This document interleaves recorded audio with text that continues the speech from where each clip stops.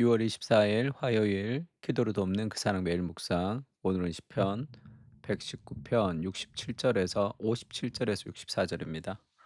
어제 녹음할 때 뭐 이렇게 얼음 막 물 붓는 소리가 막 이렇게 들으니까 나던데 이제 녹음할 땐 잘 몰라 가지고 이 방에 이제 방이 너무 더워 가지고 또 이 선풍기 바람을 키면 녹음할 때 바람 소리가 너무 많이 들어가요. 그래서 좀 다 닫아 놓고 녹음한다고 더워 가지고 그냥 얼음물 좀 마신다고 했더니 그게 다 들어간 것 같습니다.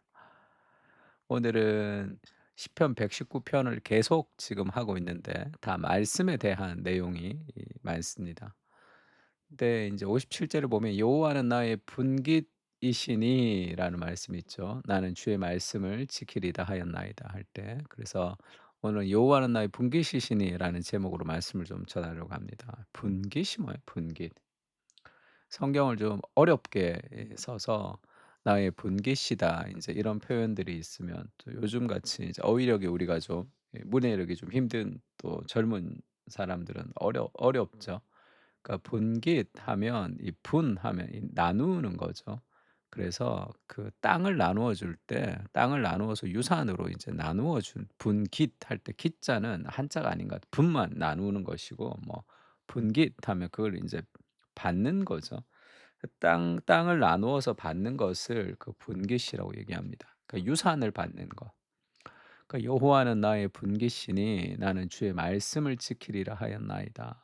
그러니까 하나님이 어떤 유산 중에 떼어져서 나한테 떨어져 나가서 준다는 그런 개념이 아니라 내가 받을 유산이 돈이 아니고 내가 받을 유산이 집이 아니고 내가 받을 유산 하나님 그분 그 자체를 받는다는 거예요.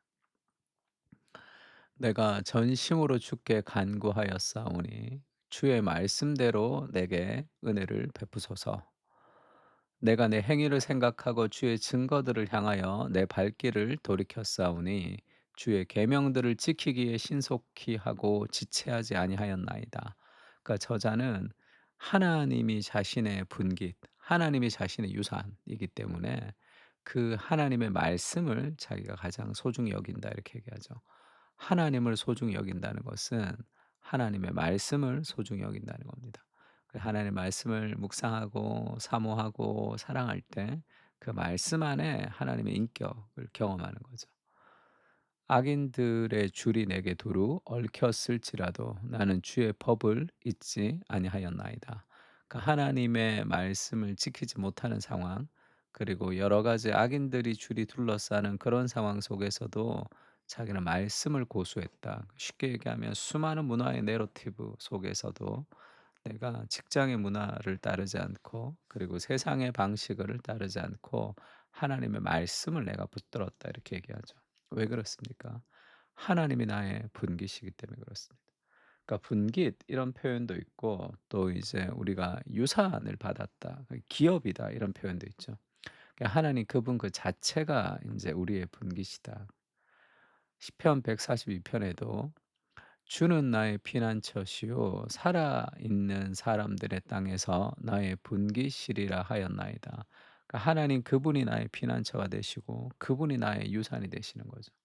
그래서 에베소서 1장 14 절도 "이는 우리의 기업의 보증이 되셔서." 그러니까 성령님이 우리 기업의 보증이 되셨다 할 때 그 기업 우리가 받을 그 유산의 그 보증금으로 성령님을 주셨다 이렇게 얘기하죠. 그래서 그 사도 바울이 기도할 때도 마찬가지입니다. 내가 그 성도들을 위해서 기도하는데 성도들에게 제일 중요한 거 18 절에 하나님의 지혜와 계시를 알게 해서 이 부르심의 소망이 무엇이고 성도 안에 기업의 영광의 풍성함을 알게 해 주십시오. 그 하나님을 기업으로 삼는 인생의 그 풍성함을 보여주고 있습니다.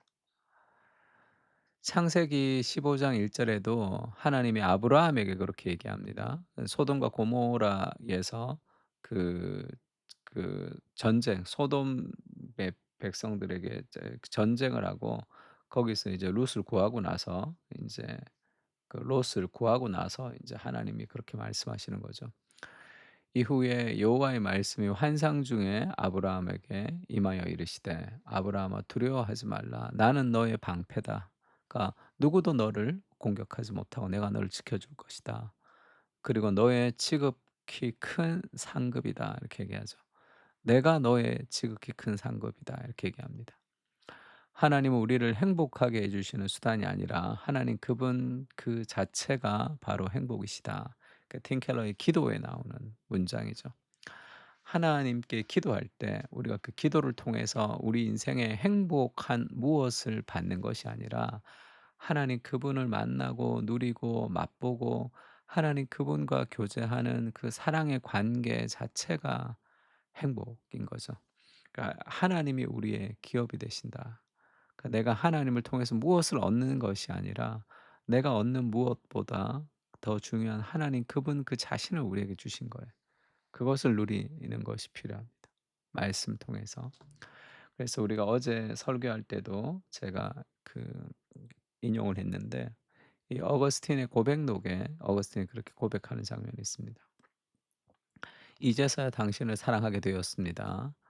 그토록 오래되고 그토록 새로운 아름다움이여. 당신은 늘 내 안에 계셨지만 저는 밖에서 헤매며 당신을 찾았고 당신이 창조하신 아름다운 다른 피조물을 향해 어리석게 달려갔습니다. 당신의 향기로 저를 완전히 압도하셨고 이제 당신만을 그리워하게 되었습니다. 당신을 맛보았기에 이제 당신만을 갈망하며 당신의 손길이 닿았기에 이제 당신 안에 평화만을 열망합니다. 그러니까 하나님 그분 외에 그 무엇도 관심이 없는 것 같은 지금 그런 고백을 하는 거죠.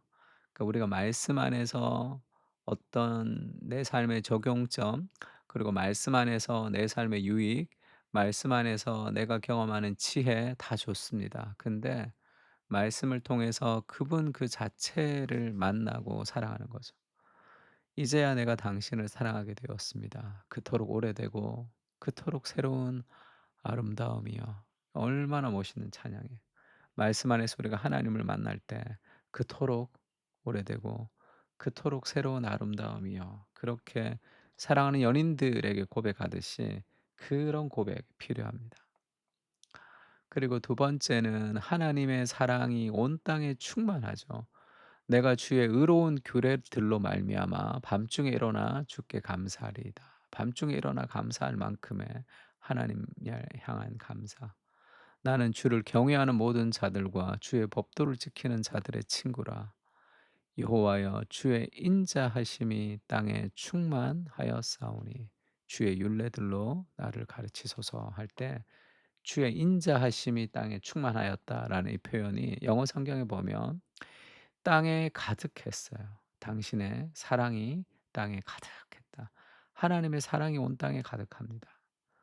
그래서 그것을 볼 수 있도록 주님의 규례로 나를 가르쳐 주시면 온 세상 속에 가득 찬 하나님의 사랑을 우리가 볼 수 있는 거죠. 그래서 예수님이 "무엇을 먹을까 무엇을 마실까 염려하지 말라. 공중의 새를 보고 들에 핀 백합을 보면 그러면 염려하지 않을 수 있다. 생각하여 보라." 이렇게 얘기하죠 28 절에. 그러니까 지금 공중의 새를 보고 그리고 들에 핀 백합을 보고 생각을 통해서 '아 이런 것도 입히시는데 나를 하나님이 먹이시겠구나.'라는 그런 안정감을 가진다고 할 때 그것은 그냥 공중의 새와 들에 핀 꽃을 보면서 그렇게 뭐라 그럴까요? 그 나 내 생각을 막 바꿔 가지고 이 유리하게 만드는 것이 아니라 공중의 새와 들에 핀 백합화 안에는 하나님이 만드신 창조 세계 안에는 하나님의 영광이 이미 들어 있습니다. 그것을 보는 거죠. 뭐 작품을 만들 때도 마찬가지죠. 어제도 내가 아인이 그림 그려서 뭐 그 사랑하는 그 그림 그렸다고 이렇게 있는 그림 봤더니 그 안에 아이니가 있더라고요. 그 그림 안에. 아이고 이런 게 그게 묻어난다. 마찬가지죠. 하나님이 창조하신 그 세계 안에는 그 하나님의 무엇이 묻어납니다. 그게 사랑스럽단 말이에요.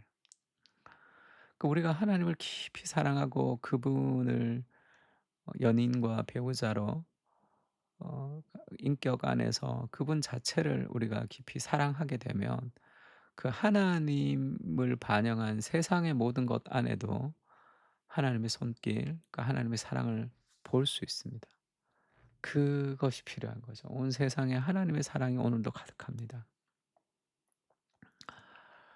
그러니까 그리스도께서 우리를 위해서 자신을 주셨다 이렇게 얘기하죠. 그리스도께서 하나님 곧 우리 아버지의 뜻을 따라 이 악한 세대에서 우리를 건지시려고 우리 죄를 대속하기 위해서 자기의 몸을 주셨습니다. 자기 자신을 주신 거죠. 그러니까 우리 인생의 최고의 행복, 최고의 유산은 하나님 그분 그 자신이 우리에게 있다는 거예요. 그리고 로마서에도 자기 아들을 아끼지 아니하시고 우리에게 주시니가 할 때 하나님은 그 아들을 우리에게 주심으로 자신을 주신 거죠. 가장 소중한 것을 우리에게 주심으로 자기 자신을 주신 것입니다.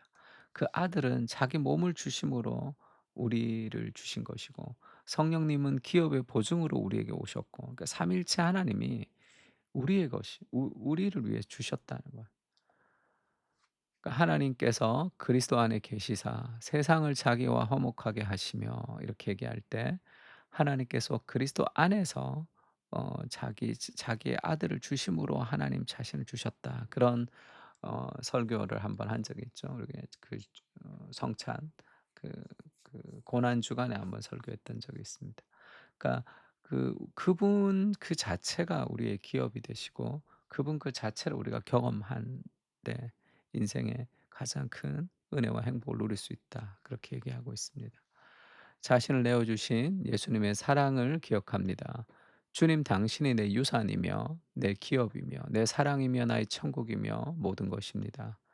자기 자신을 아낌없이 주신 은혜와 사랑에 감사하며 그 소유를 누리고 살아가는 풍성한 삶을 살게 하옵소서.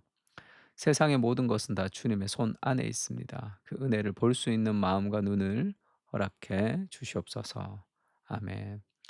우리 시편 119 편을 통해서 하나님 그분 그 자체를 말씀 안에서 깊이 경험할 수 있도록 하나님의 성품을 느낄 수 있도록 그렇게 같이 한번 기도했으면 좋겠습니다. 기도하겠습니다.